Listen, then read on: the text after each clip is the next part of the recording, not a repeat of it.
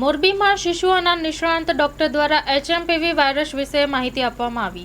મોરબીમાં કિલોલ બાળકોની હોસ્પિટલ તથા નવજાત શિશુ સઘન સારવાર કેન્દ્ર અને શિશુઓના નિષ્ણાંત ડોક્ટર હસમુખ કે સૌસાણી એચએમપીવી વાયરસ કઈ રીતે ફેલાય છે અને તેના માટે શું કરવું જોઈએ અને શું ન કરવું જોઈએ અને તેની કઈ રીતે સાવચેતી રાખવી જોઈએ તે વિશે શું કહ્યું, આવો જાણીએ મા ન્યૂઝના માધ્યમથી. Story report by Himanshu Solanki, Morbi. નમસ્કાર મિત્રો, હું ડૉક્ટર હસમુખ સૌસાણી, બાયોડોગ નિષ્ણાત. આજે આપને એચએમપીવી વિશે માહિતી આપીશ. આ એચએમપીવી કોરોના પછી એક નવો વાયરસ છે. આમ જોઈએ તો એ નવો નથી, 2001થી આનું અસ્તિત્વ છે, પણ એનું નામ આપણે અત્યારે સાંભળ્યું એટલે આપણે એને નવો કહીએ છીએ. આ આપણા ઇન્ડિયામાં છે જ, પણ ચાઇનામાં થોડા કેસીસ વધ્યા છે એટલે આ વાયરસ થોડો હાઇલાઇટ થયો છે. એચએમપીવી એટલે હ્યુમન મેટાનિમો વાયરસ. આ વાયરસ ફ્લૂ વાયરસ જેવો જ છે. આના લક્ષણો પણ ફ્લૂ વાયરસ જેવા જ છે, જેવા કે નાકમાંથી પાણી આવવું, સૂકી ઉધરસ થવી, ગળામાં સોજો આવવો, ગળામાં દુખાવો થવો, કળતર નબળાઈ, ક્યારેક અમુક કેસમાં નિમોનિયા થાય અથવા તો શ્વાસ ચડે, હાંફ ચડે, આવું પણ થઈ શકે છે. તો આપણે જોઈએ કે આ વાયરસ ફેલાય છે કઈ રીતે. જે કોરોના એ જ રીતે આ વાયરસ ફેલાય છે.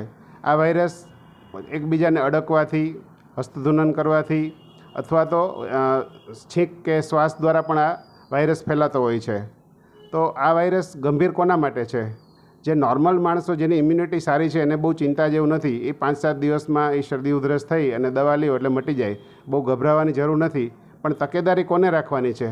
કે જે 5 વર્ષથી નાના બાળકો છે, 65 વર્ષથી મોટી ઉંમરના વૃદ્ધો છે, અથવા તો સગર્ભમાં માતાઓ છે, અથવા કોઈને કિડનીની કોઈ લાંબી બીમારી છે, હૃદયની બીમારી છે, અથવા કેન્સરની દવાઓ ચાલી છે, લાંબા ટાઈમથી સ્ટીરોઇડ ચાલુ છે, મતલબ કે જેની રોગ સામે લડવાની શક્તિ ઓછી છે, આવા કેસમાં આ વાયરસ ગંભીર સ્વરૂપ ધારણ કરી શકે.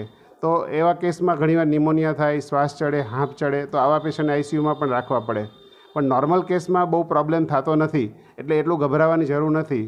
તો આને અટકાવવા માટે શું કરવું? જે કોરોનામાં જે કરતા હતા સેમ વસ્તુ આપણે કરવાની છે.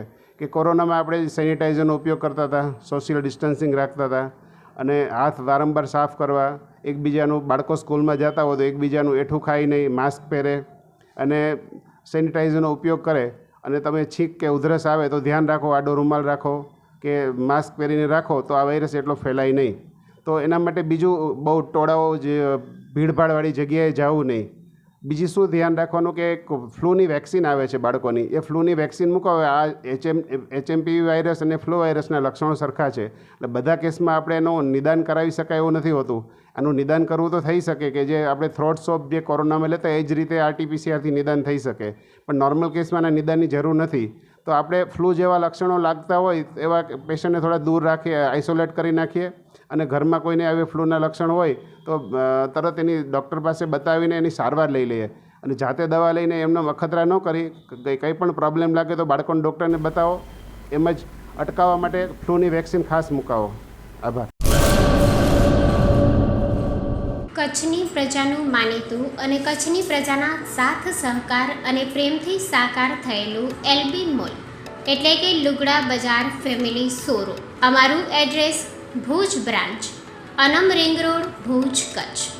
Mobile number 8980413537. Mandvi branch, Nandanvan society, Mandvi, Bhuj highway, market યાર્ડની બાજુમાં, માંડવી, કચ્છ. Mobile number 6353695514.